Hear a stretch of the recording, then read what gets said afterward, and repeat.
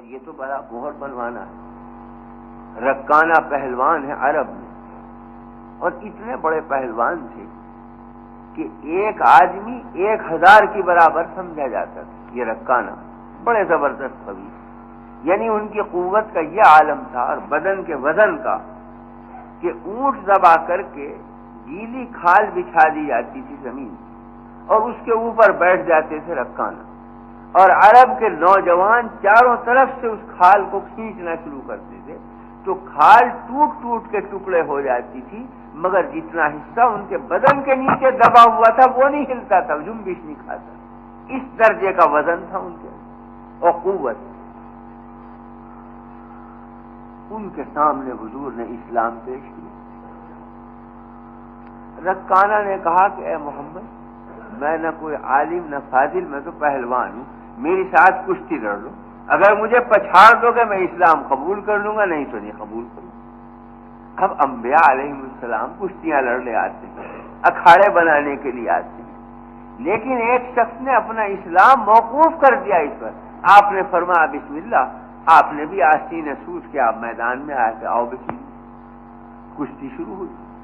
تو جس رکانہ کا یہ عالم تھا کہ اونٹ کی کھال نیچے سے نہیں نکلتی تھی بوجھ کی وجہ سے، ایک ہی 2 داؤں کے بعد آپ نے بندے کمر میں ہاتھ ڈال کے ایک ہاتھ سے اٹھایا رکانہ کو، اور جیسے چڑیا کو نچاتے ہیں اس طرح نچا کے آہستہ زمین پہ رکھا اور چھاتی پر بیٹھ گئے۔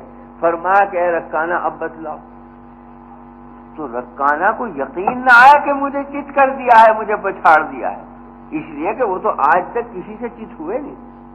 تو انہوں نے کہا کہ اے محمد صلی اللہ علیہ وسلم، مجھے یقین نہیں آتا کہ میں پچھڑ گیا ہوں، میں خواب تو نہیں دیکھ رہا ہوں، مجھے تو کسی نے نہیں پچھاڑا آج، یہ معلوم ہوتا ہے کہ کچھ دھوکہ ہو گیا ہے مجھے۔ اچھا ایک دفعہ اور کشتی لڑ لی۔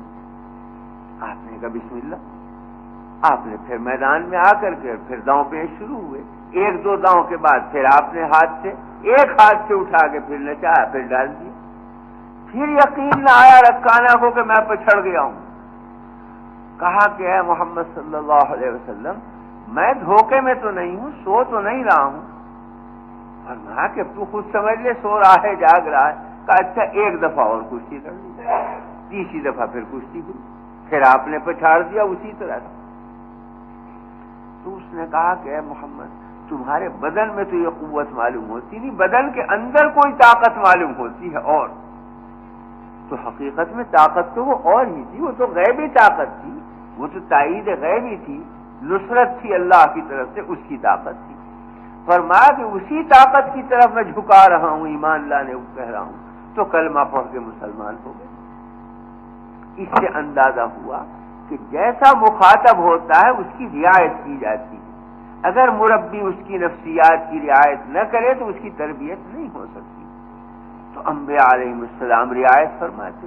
حضور چونکہ جامع کمالات ہیں تو دلائل سے کوئی ایمان لا سکتا ہے تو آپ نے دلائل دی، فصاحت و بلاغت سے کوئی ایمان لا سکتا تو آپ نے فصیح و بلیغ کلام فرمایا، کشتی لڑ کے ایمان لاتا تو آپ نے کشتی لڑی، مہر زدہ خط سے ایمان لاتا تو آپ نے مہر بنوائی۔ جس طریق پر کوئی دین میں داخل ہو اس طریق کو اختیار فرمایا تاکہ لوگوں کی نفسیات کی رعایت ہو جائے۔